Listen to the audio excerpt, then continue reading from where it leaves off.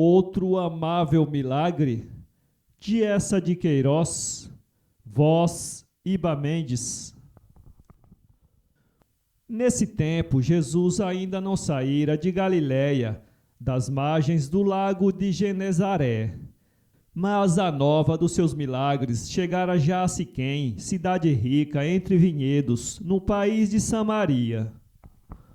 Uma tarde, um homem passara com os cabelos ao vento, dizendo que um novo rabi, um novo profeta, andava pelas verdes colinas que vão de Magdala a Cafarnaum, anunciando o advento do reino de Deus e curando todos os males humanos.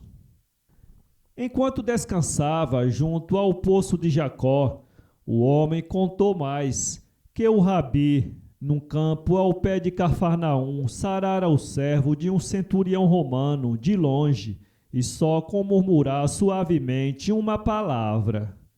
E noutra tarde, tendo atravessado numa barca de Galiléia para as terras dos Gerazenos, onde se fazia a colheita do bálsamo, ressuscitara a filha de Jairo, homem considerável da sinagoga.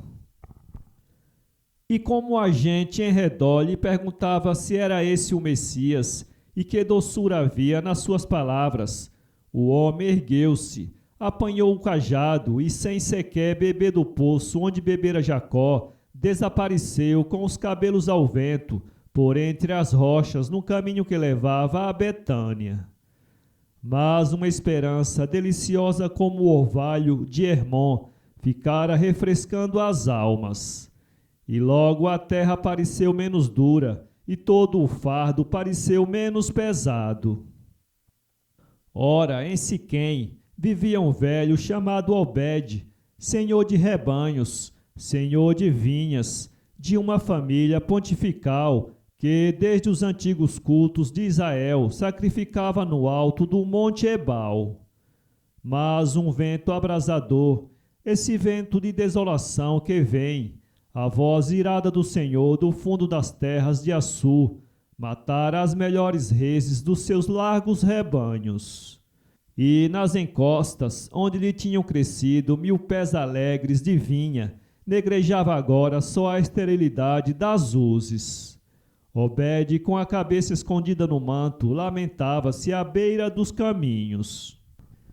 Depois, ouvindo em Siquém falar do rabi de Galiléia, que alimentava as multidões e emendava todas as desgraças humanas, Obed, homem lido, pensou consigo que o rabi seria um desses feiticeiros que maravilhavam a Judéia, como Apolônio, o da voz de bronze, e o sutil Simão de Samaria. Esses, mesmo nas noites escuras, conversavam com as estrelas e sabiam as palavras que afugentavam de sobre as searas os moscardos negros gerados no lodo do Egito. Jesus, mais poderoso que Apolônio, mais sutil que Simão, sustaria a mortandade dos seus gados e faria reverdecer as suas vinhas. Obed chamou os servos e ordenou-lhes que fosse buscar o rabi às cidades de Galiléia. Os servos apertaram os cintos de couro e largaram correndo para o norte, pela estrada das caravanas que conduz a Damasco. Uma tarde avistaram sobre o poente vermelho as neves do Monte Hermon. Depois, o lago de Genezaré resplandeceu diante deles, espelhado, azul celeste e calmo na frescura da manhã. Um bando lento de cegonhas brancas cortava o céu claro, voando para os lados de Safede. A cidade nova de Gamala tinha um doce brilho de mármore entre as verduras, e a água, transparente e sem murmúrio, banhava os pés das ervas altas dos aloendros em flor. Um pescador que ali desamarrava preguiçosamente a sua barca, disse-lhes que o rabi deixara a Galiléia e partira com os discípulos para os lados de Galaade, para onde desce o Jordão. Os servos seguiram correndo, sem repouso, até ao sítio onde o Jordão mais baixo tem um largo remanso e dorme um instante, imóvel e verde, à sombra dos tamarindos. da entrada de uma cabana feita de rama, um essênio coberto de peles de cabra, soturno e selvagem, gritou-lhes que Jesus, sozinho, se afastara para além. Mas onde era além? O essênio, com um gesto brusco, indicou vagamente as montanhas da Judéia, Engadi e as fronteiras roxas do reino de Asquete, onde se ergue, sinistra sobre o seu rochedo, a cidade de Macaú. Mas debalde os servos arquejantes procuraram até ao país de Moabe. Jesus não estava ali. Um dia, já na volta, um escriba que recolhia Jericó passou por eles montado na sua mula. Os servos de Obed rodearam-no, perguntando-lhe se encontrara um profeta de Galiléia que fazia milagres. O homem da lei bradou-lhes que nem havia profetas, nem havia milagres fora de Jerusalém, e que só Jeová era forte no seu templo. E perseguiu-os ainda às pedradas, em nome do Senhor de Israel. Os servos fugiram para Siquém. E grande foi a desconsolação de Obed, porque os seus rebanhos morriam, as suas vinhas secavam, e a esse tempo crescia em Samaria, consolador e cheio de promessas divinas, o nome de Jesus de Galiléia. Ora, um centurião romano, Públio VII, comandava então o forte que domina o vale por onde se vai a Cesareia e ao mar. Públio era homem próspero e gozava os favores de Flaco, legado imperial na Síria.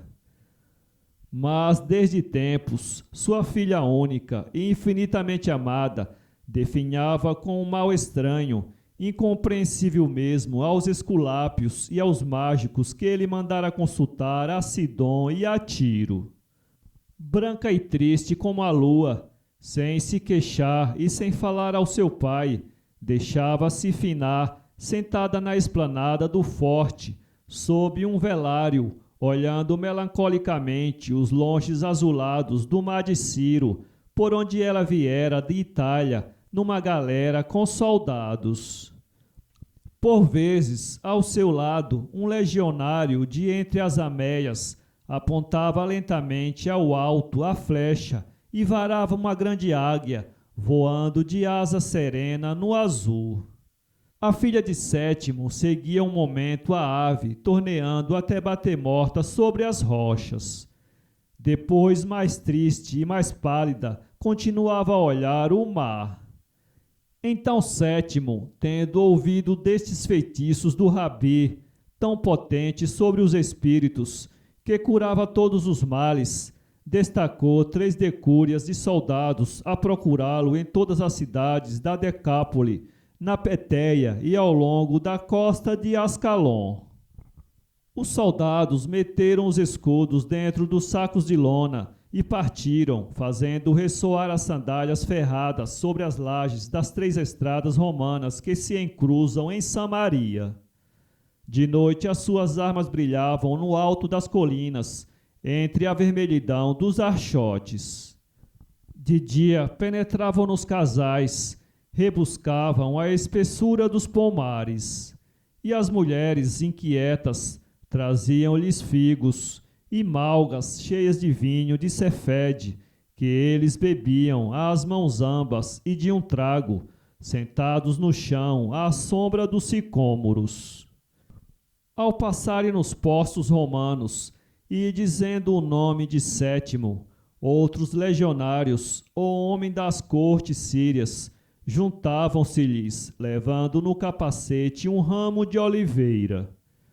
Mas pouco a pouco estas inúteis marchas à busca de um rabi judeu irritavam-nos. Agora faziam parar as caravanas, brutalizavam a gente nos burgos, clamando o nome de Jesus. Ao avistá-los, os pastores de Idumeia, que dão as reses brancas para o templo, refugiavam-se à pressa nos montes. E da beira dos eirados das vilas, os velhos sacudiam sobre eles as mãos cheias de maus presságios, invocando a cólera de Elias. Nas vizinhanças de Hebrom, arrastaram para fora das grutas os solitários, para lhes arrancar o nome do deserto ou do palmar onde se escondia Jesus de Galiléia. E a ignorância de 2 mercadores que vinham de Jope com uma carregação de malóbatro e que não tinham jamais ouvido o nome do Rabi de Galiléia, foi-lhes contada como um delito e pagaram 20 dracmas ao decurião. Assim prosseguiram até Ascalon, não encontraram Jesus e retrocederam ao longo da costa, enterrando as sandálias nas areias ardentes. Uma madrugada, junto a Cesareia, avistaram sobre um fresco outeiro um bosque de loureiros, onde alvejava recolhidamente o frontão liso de um templo. Um velho de barbas brancas, vestido de linho alvo, esperava ali, grave religiosamente, a aparição do sol. Os soldados, de baixo, perguntaram-lhe, agitando os ramos de oliveira, se ele sabia de um profeta de Galiléia que fazia milagres. O velho, sereno e sorrindo, disse-lhes que não havia profetas, nem havia milagres, e só. Apolo Délfico conhecia o segredo das coisas. Então, devagar, com a cabeça baixa, como numa tarde de derrota, os soldados recolheram ao forte de Samaria. E grande foi o desespero de Sétimo, porque sua filha morria, sem se queixar e sem falar ao seu pai, e a fama de Jesus de Galiléia ia subindo, iluminando toda a Samaria, como a aurora quando se levanta por trás do monte Hermon. Ora, junto a Siquém, num casebre, vivia então uma viúva desgraçada entre todas, que tinha um filho doente com as febres. O chão miserável não estava caiado, nem nele havia enxerga. Na lâmpada de barro vermelho secara o azeite. O grão faltava na arca, o ruído dormente do moinho doméstico cessara, e esta era em Israel a evidência cruel da infinita miséria. A pobre mãe, sentada a um canto, chorava, e, estendida sobre os seus joelhos, embrulhada em farrapos, pálida e tremendo toda, a criança pedia-lhe, numa voz débil, como um suspiro, que lhe fosse chamar esse Rabi de Galiléia, de quem ouvira falar junto ao poço de Jacó, que amava as crianças, nutria as multidões e curava todos os males humanos, com a carícia das suas mãos.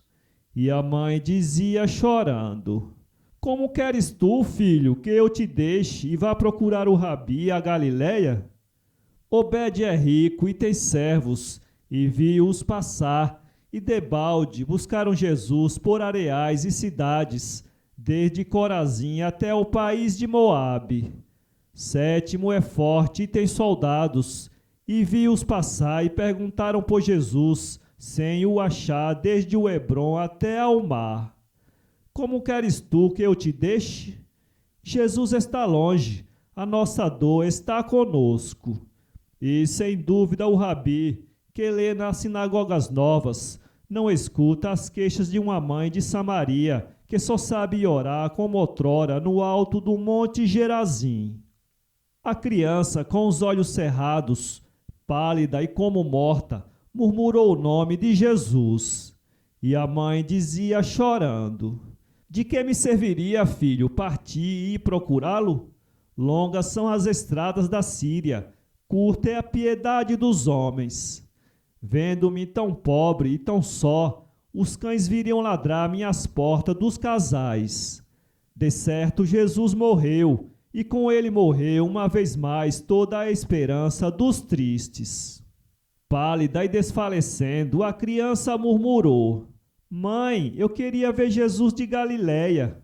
E logo abrindo devagar a porta e sorrindo, Jesus disse à criança: Aqui estou. Para ler este conto, acesse www.poeteiro.com